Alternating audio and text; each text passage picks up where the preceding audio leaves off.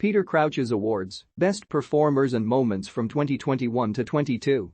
The Premier League season reached a dramatic conclusion at both ends of the table on Sunday afternoon. With the action now done and dusted for another few months, Sportsmail columnist Peter Crouch has selected his favorite players and moments in his end-of-season awards. Player of the Year, it's got to be Mohamed Salah, that has to be the general consensus. The sheer volume of goals, 23, and assists, 14, and that relentlessness to be at his maximum. Looking at Liverpool, I absolutely love Sadio Mane and Virgil van Dijk's the best around at centre-half, but Salah brings that extra edge to them every week. To contribute those numbers as the talisman of that team means he has to win Player of the Year. Young Player of the Year Declan Rice deserves it, and at 23 just qualifies. He is the heartbeat of that West Ham team, and I like players who go out there with a smile on their face and look like they're enjoying it. He's gone from being a holding midfielder, a sitter, to become this dynamic player who is capable of doing all that defensive stuff but can go past people and take a game on. West Ham's European journey was largely down to him, and I think he is a future England captain. Unsung hero, I think Conor Gallagher is a fair shout here. He has been given praise this year, especially after his England recognition, but how often would we be talking about this lad if he wore a Liverpool or Manchester City shirt? He's had a terrific season at Crystal Palace, and it'll be interesting to see what Chelsea do with him from here. Special mentions in this category for Mateo Kovacic, Anthony Gordon and Joel Matip. Player I'd go for a pint with, this is in danger of becoming the Declan Rice Awards, but I'd be lying if I picked anybody else. I've met him a couple of times.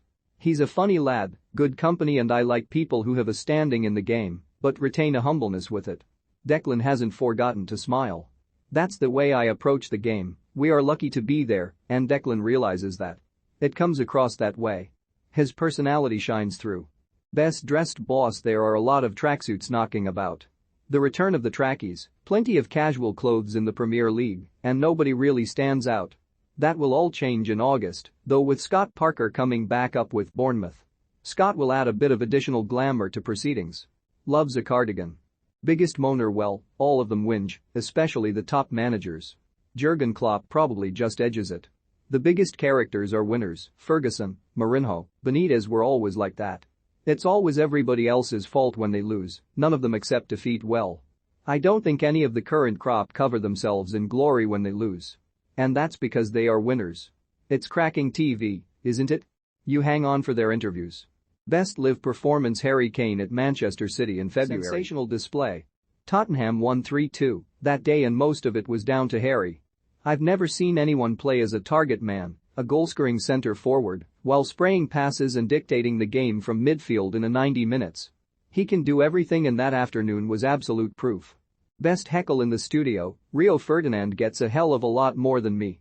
Trying to get through Leeds alongside Rio was an experience the other week. What did tickle me was standing on the away terrace at Dorking when watching Dulwich Hamlet. You know the chant where fans are, let's say, disparaging about their surroundings, and then finish it with "I wanna go home"? Well, Dulwich were singing, "This is an area of outstanding natural beauty, I wanna go home." Brilliant. Funniest TV moment, the studio at Elland Road is incredibly low, a bit of an occupational hazard for me. Everybody found that very amusing. I did embarrass myself with Jake Humphrey again. He asked me if I could name the last Liverpool player to score in a Champions League final, obviously Divock Origi. I wasn't listening properly and said me. I'd been burned by not knowing the answer to a question that was actually me the year before, and the way Jake asked this one made me think he was stitching me up. In the end, I did that myself. Best pundit, there are a lot of top pundits, but I always enjoy listening to Owen Hargreaves. Owen has a different take on it all.